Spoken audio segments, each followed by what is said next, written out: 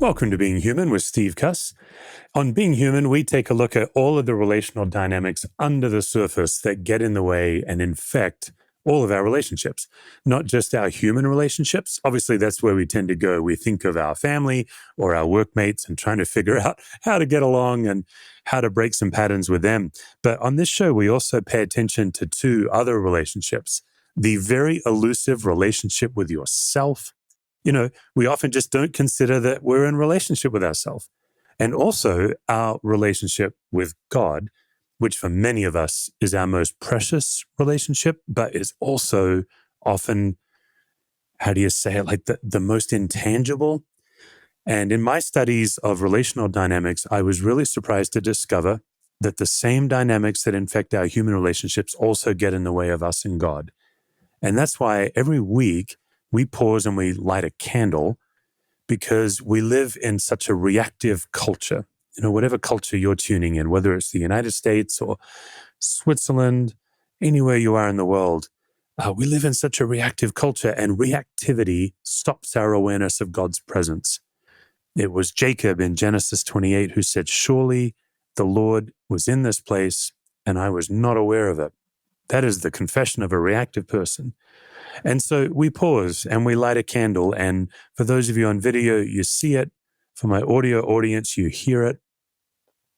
And for most of us, we let podcasts join in on our life. We don't stop our life to listen. We listen while we're exercising or out for a walk or shopping.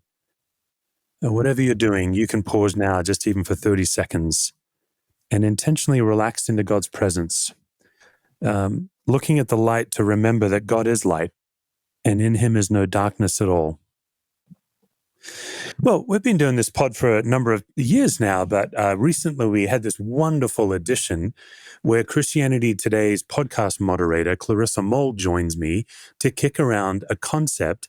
Clarissa, welcome back to Being Human. It was wonderful to have you last time. Thanks so much for having me again, Steve. Now, I'm sure many of our audience listen to the Bulletin, but just on the off chance that they don't, maybe just tell us a bit about the Bulletin and why we should all be subscribing. It's on my pod feed for sure.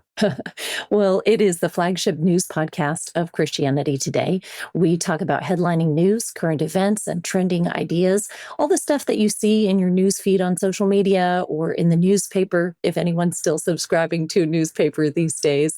And more than that, we're looking for intersection of the news with the kingdom of God. What does it matter for people? What's happening in politics? What's happening overseas? What's happening in our communities? We want Christians to know that they are participants in the common good, and that there are ways that they can be present to their neighbors and shine the light of Jesus wherever they live. I feel like there's too much news nowadays. Our nervous systems can't handle everything that is going on. One of the things I love about the Bulletin is it really does prioritize for me what I should be paying attention to. I got to say, as a listener, I appreciate the Christian perspective. It's not closed fist. It's not heavy handed. It's actually quite thoughtful, which of course is a lot of the Christianity Today approach. The other thing I really enjoy, Clarissa, is you guys will often take one topic and dive deep on it. You recently wrapped up a fascinating series on AI, artificial intelligence, where you did a number of episodes helping us navigate that. Yeah, people are scared of the new technology. It's happening really fast. It's rolling out in schools and businesses. It's even showing up at church.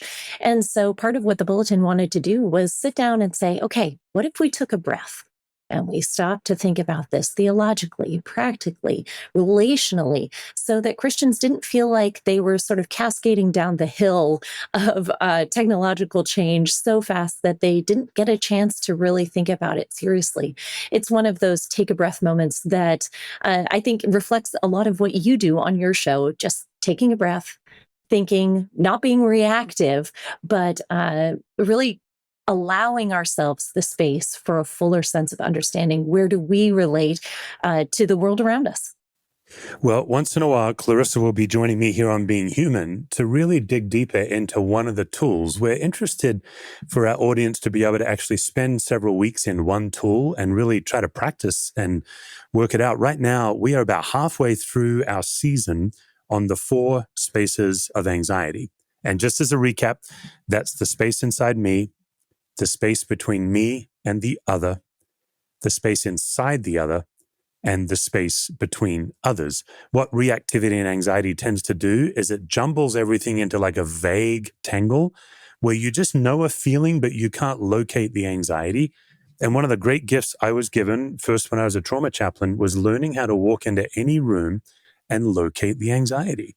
Who's generating it? Who's carrying it? How do I know when I'm carrying it? And when I ask the question, who's generating it, I'm not looking for someone to blame. The person who generates the anxiety is not necessarily the scapegoat or the problem. Sometimes the problem is that we are all letting them get away with it, for example. So if you can learn to walk into a room and notice the four spaces, particularly notice when you are catching and spreading it, manage yourself, and then you can go to connected, aware, and present instead of spun up.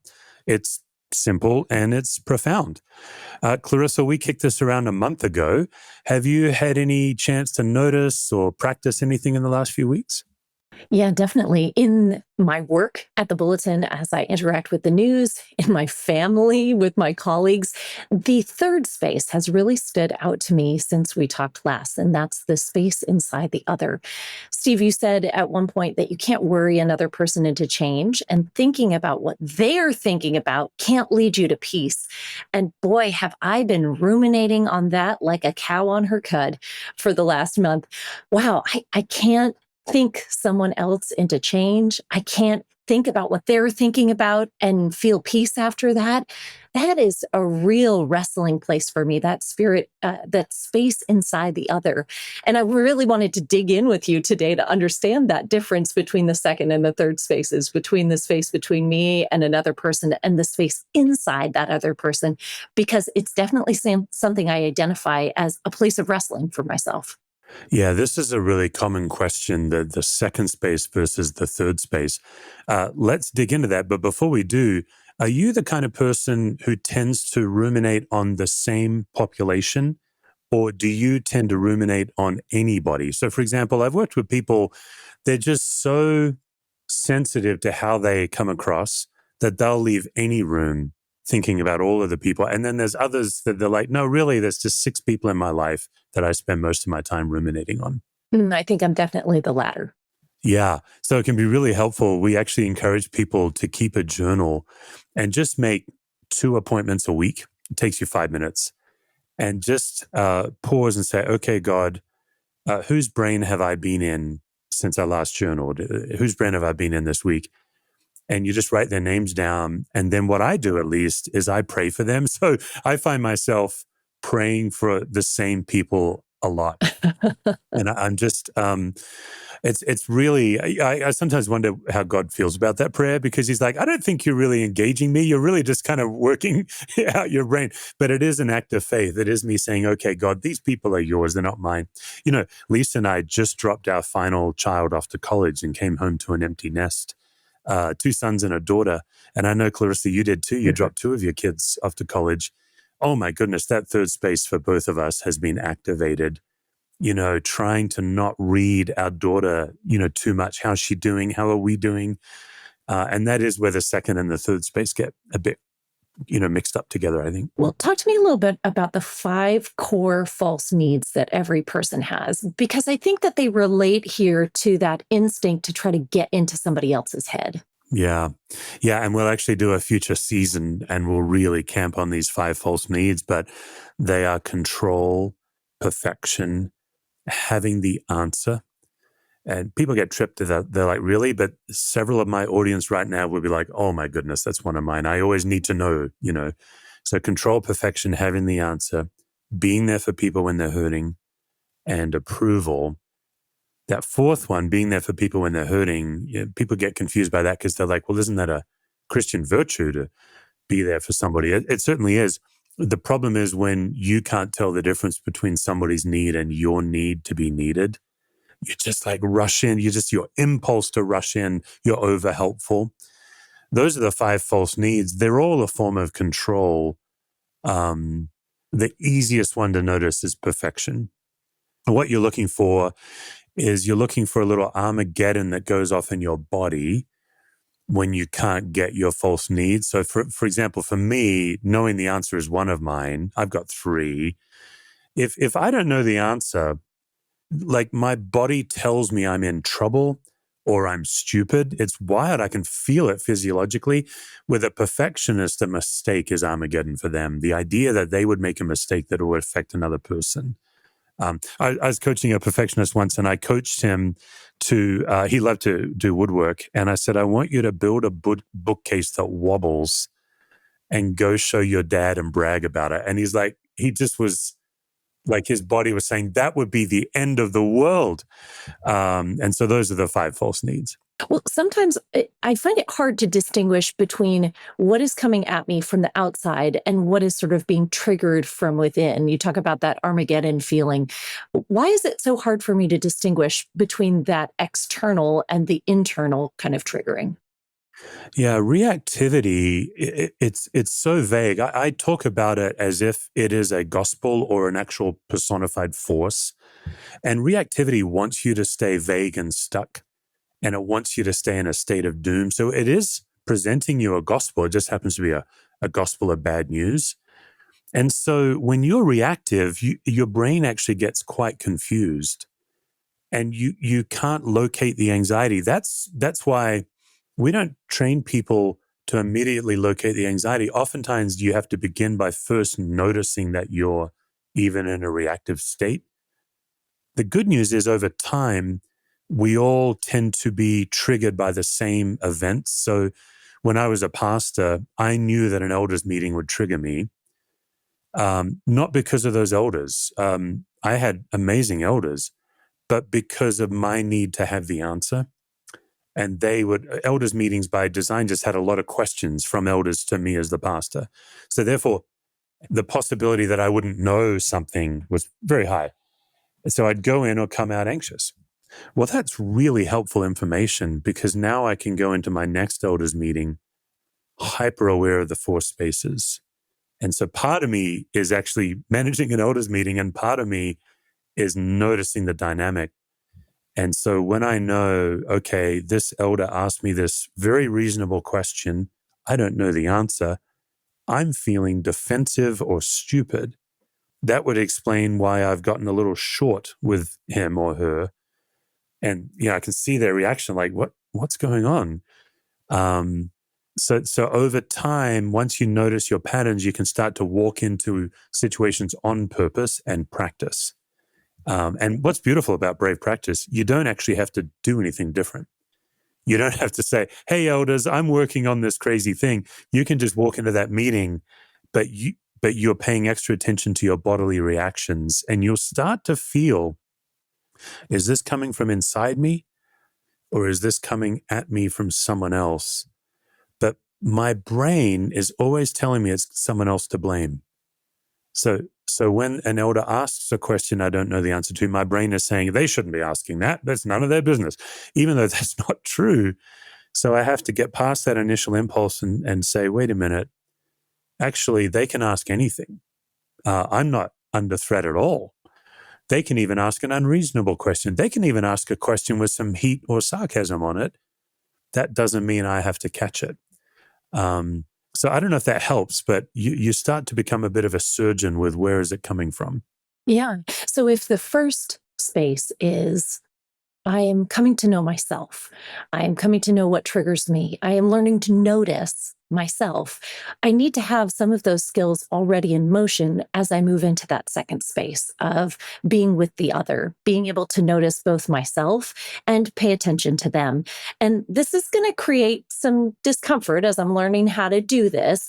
But does the discomfort eventually go away? Or do I just become more comfortable with the discomfort? I'm thinking of the person who might say, I have a hard time being in a room where someone else isn't okay. Yes, what a wonderful thing to practice. The enmeshment tendency that if someone in the room is not okay, I must do something. That I have that same tendency, and that tendency was tested dozens of times a day for me when I was a hospital chaplain. The human impulse to care and to help someone else feel better. I mean, it's such a beautiful thing, but my goodness, does it get us into trouble? So the answer is both. You Like the first time, if your tendency is to rush in and make someone feel better, the first time you decide not to do that, you think the world is going to end. Like it just feels so wrong. And you just have to get through that to see this person is fine. And then you can start being curious. So curiosity is one of the great tools of anxiety management. What I started to notice, Clarissa, is how often I was offering help when somebody actually wasn't asking for it, and they would get confused or frustrated at me. Like they would say, I wasn't asking for help. I'm just telling you about my day. But my brain is telling me they need help. So that it's like, okay, my brain is wildly unreliable. I need to really pay attention. So one of the things we teach people in second space is notice your listening posture. And the connected posture is called listening to learn. So that means I can hear what you are saying, and what I'm hearing is congruent with what you are saying. Whereas listening to fix, what I'm hearing is incongruent with what you are saying. When I do organizational coaching with executives, I'll often have them all in the room.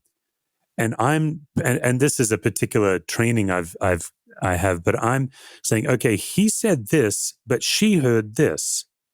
Her brain, her anxious brain has changed what he said, and she will bounce off what he said and get reactive. My job as the consultant is to try to keep everybody connected. It's hard to do. But you can walk into a room where you know you'll be triggered and work on listening to learn. And the best tool is curiosity.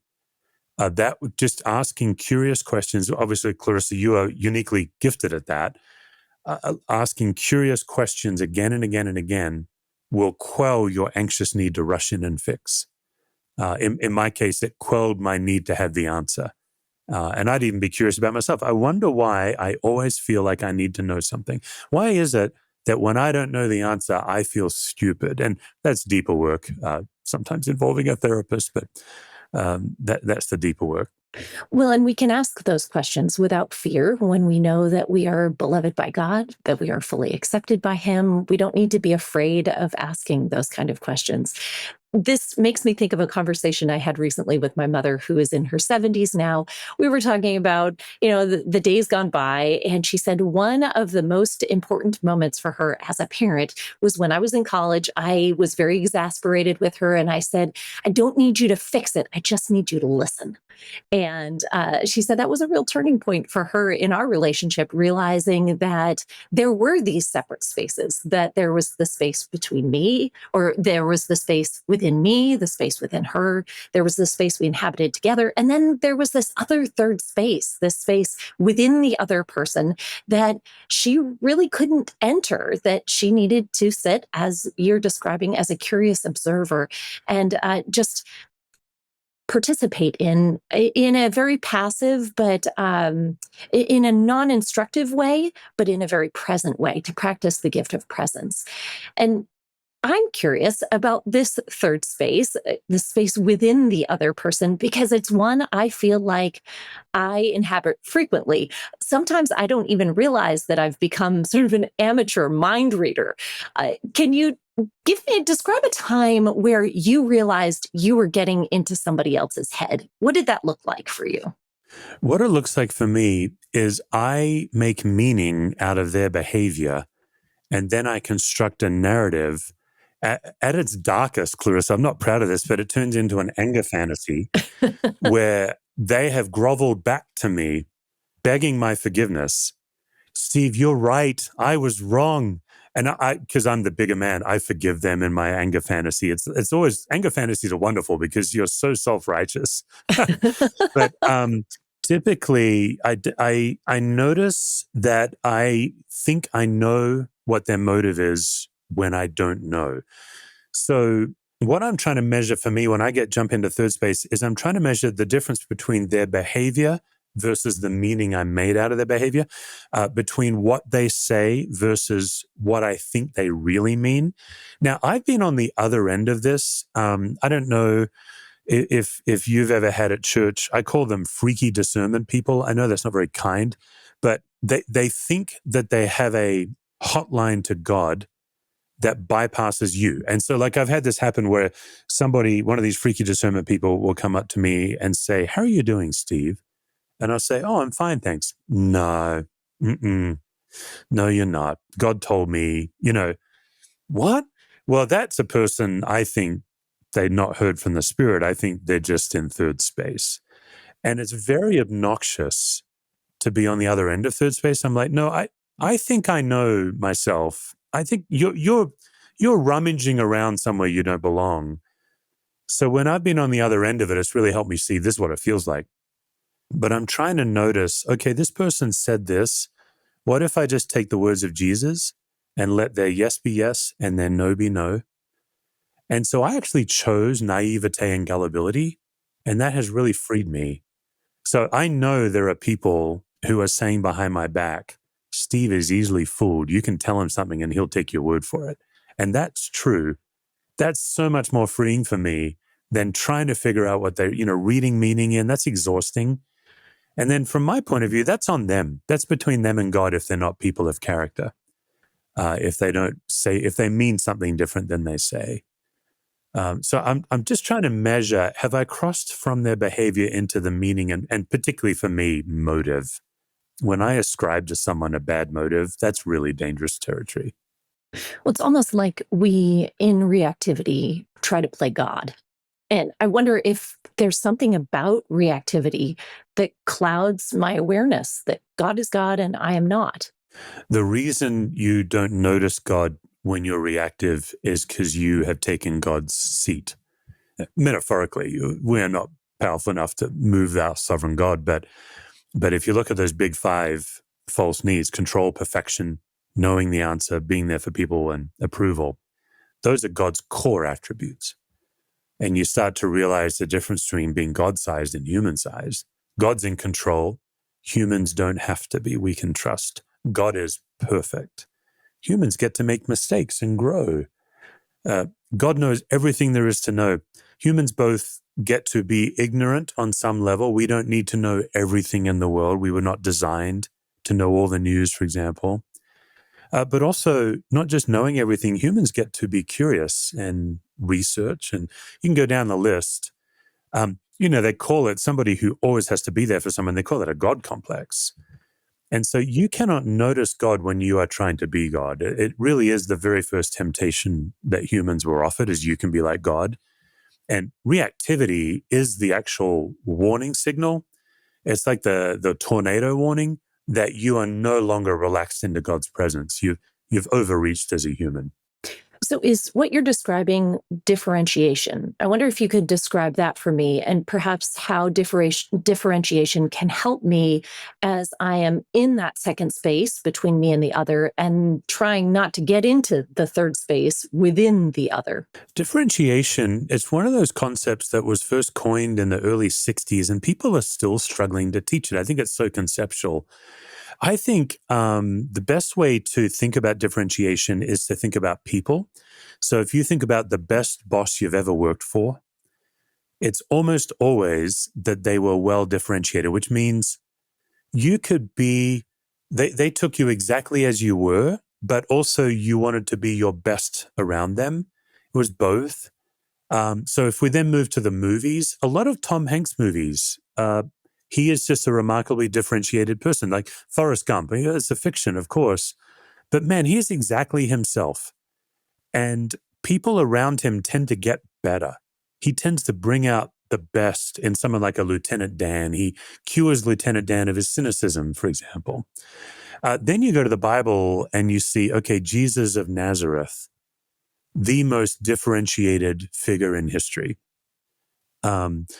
So then we can now define it. Okay, what was it about Jesus? Well, he was in a number of anxious situations and he didn't catch it and he didn't spread it.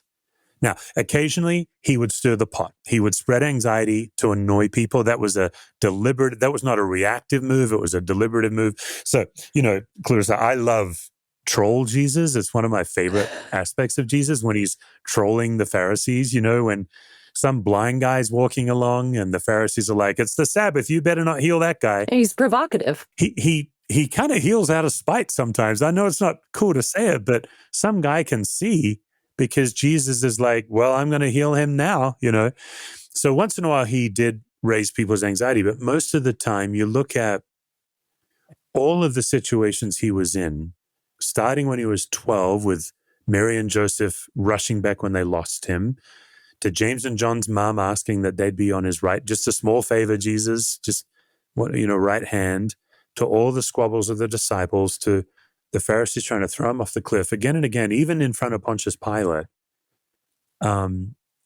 Very connected and not spreading anxiety and not catching it. And then the third trait with Jesus is you couldn't throw him off his mission. So differentiation is somebody who does not catch and spread anxiety and who knows their purpose in life and is living it out. And now we start to think of some Christian leaders. I think I can think of a lot of Christian leaders that I'm like, that is a well-differentiated leader. Because I ran into this, Clarissa, when I was a preacher. So many Christians have an opinion about what a sermon should be. And they would send me, like a Tim Keller sermon, for example, and say, you should preach more like Tim Keller. And I would say, I think Tim Keller is one of the great preachers in the world. I'll never be like him. This is who I am. This is how God has wired me. That would be a differentiated move. The 4 spaces help you differentiate because you're not just absorbing like a sponge all of the anxiety and enmeshing, which is one opposite. And then you're also not saying, forget it. You do you, and creating distance, which is called detachment. A lot of people who create distance from anxiety think that they're not anxious. They don't realize they're just dragging it all with them far away. So my anger fantasies, that's an example of me getting distance. Now I'm further away from that person, but I've still got all their anxiety in my head. I'm not well. So a differentiated person is well. They're regulated. Now, the good news is when you hear this, you think, who could be like Jesus? You only have to be this way 20 to 30% of the time for the people around you to feel like you're a well presence. You only have to do it 20 to 30% of the time to feel like you're connected to God all the time. So in my class, 2 out of 10, 3 out of 10, that's an A+. And that's why we just practice once in a while. We pick one elders meeting. We pick one relationship. We don't try to change our whole life. That's going to make you more frustrated. I really appreciate that because it can easily feel like we're exchanging one impossible goal or standard for another. But when we acknowledge these core needs that we carry that are false interpretations of what God calls us to do and be, when we look to be differentiated people in healthy ways, we can inhabit these 3 spaces in ways that really build up relationships instead of tear them down. Steve, as we wrap up our time together, I want to get really practical with you. When I look at someone else's life, whether that's a friend or a loved one, a colleague perhaps, how do I know what to care about, what to engage in perhaps, and what to ignore? Well, that's a really good question. And I think you, first of all, have to give yourself permission to get it wrong. I think in order to live by faith and to ask the Holy Spirit, then you have to be okay with saying, you know what, I thought God told me to rush in. It turns out it was just my reactivity. But if you know, for example, we've really been focusing this episode on people who are more prone to enmeshment. We all kind of rush in and we need others to be okay so we can be okay. If you know that you're wired that way, you just start with one relationship and you meet with that person on purpose to practice not helping them. And I know that sounds really crazy. Now, for some people, that's going to be really weird because you've actually got into an enmeshed pattern where they count on you. You've overfunctioned, they're now underfunctioning. Maybe you don't practice with them. But what you do is you practice a tool called restrain and reflect. You're with that person. Your brain is telling you you have to help, sacrifice yourself, pour yourself out. And you restrain that impulse long enough to reflect with God. Okay, Lord, you know my tendency. Are you calling me to do this, or is my anxiety? Now, I wish I could say God will give you a clear answer every time. Sometimes I find God's still small voice to be wildly overrated. I'd rather God speak up. So you might not know the answer, but at least you asked the question and at least you stopped the autopilot. That's where I would start. for people who are struggling with third space, and maybe they're like you, where they kind of have the same population in their brain, just pick one person. Don't worry about getting them all out of your head, and just say, okay, I tend to have the same 8 people in my head. This week, Lord, I'm just going to really notice when Peter's in my head. When I'm really thinking about what's Peter thinking about, just that one. And every time I do, that'll remind me to pray for Peter. And you'll probably pray for Peter 45 times. That's fine. It's not about living perfectly. It's about stopping the rumination. So like people still get in my head. I can't really stop that, but they don't have to stay in my head. So all I've done over my years is I've lowered my threshold of tolerance to where I no longer ruminate, and now I experience more freedom. I imagine that you practicing this in one small relationship really builds the muscles for you to be able to do this in other places. That the one person that you focus on can quickly give you the courage to practice this in other areas as well. What's amazing, it's kind of like pick up sticks. That game, that kid's game, you start to detangle one and they all just fold. Anxiety is this big tangle of several different dynamics and streams, some inside you, some coming at you from others. You just start to detangle one or two and you see that most of them dissolve away. It's not about being Yoda or some kind of a hippie guru that never struggles. It's really about lowering your threshold to getting stuck and going from being stuck to relaxing into God's presence. And that's why we encourage people just to try, a few times a day, a few times a week.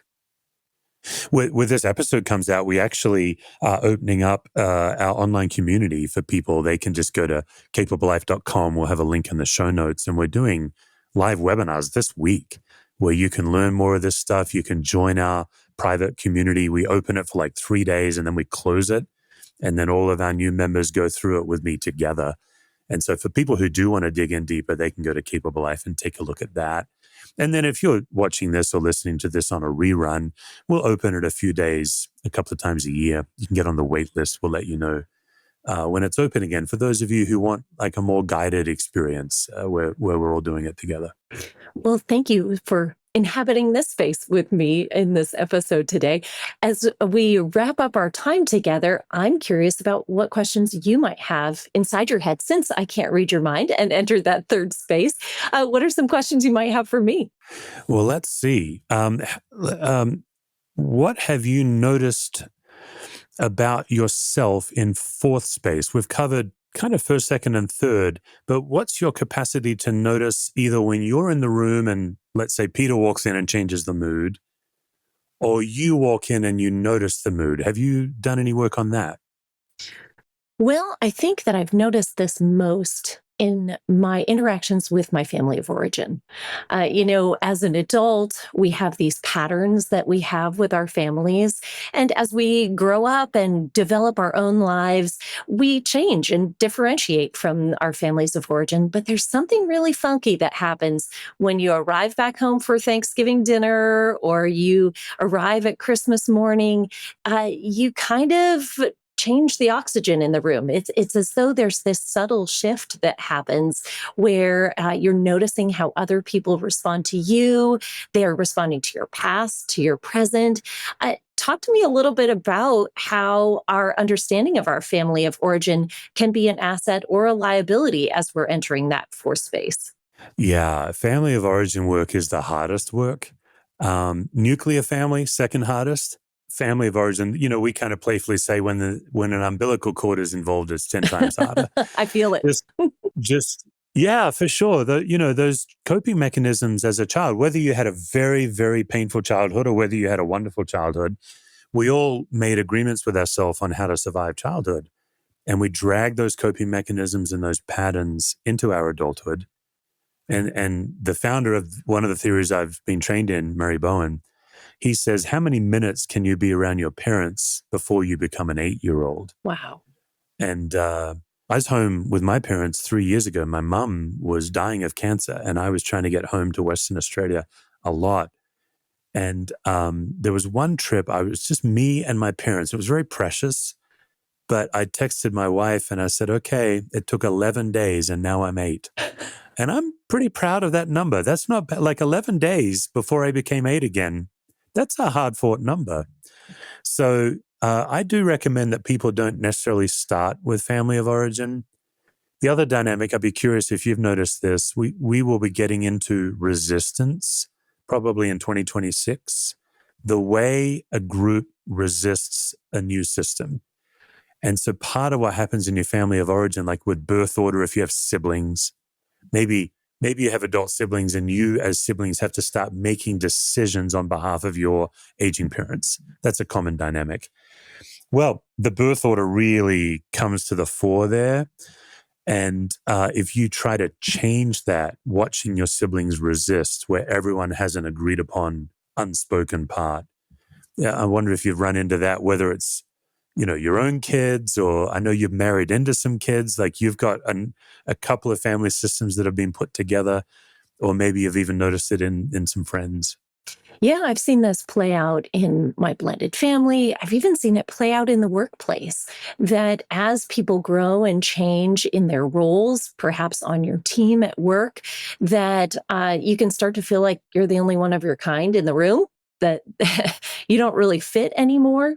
And I know in even my years of widowhood, I wrestled with that, of trying to figure out where I belonged in a group that had very clear expectations of who I was and how I was supposed to behave or perform.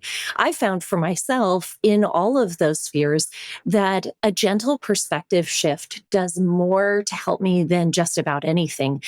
Remembering that I am not in control of all of the pieces, but I am in control of myself, and perhaps reframing questions like, what do I have to offer here? Why do I belong here?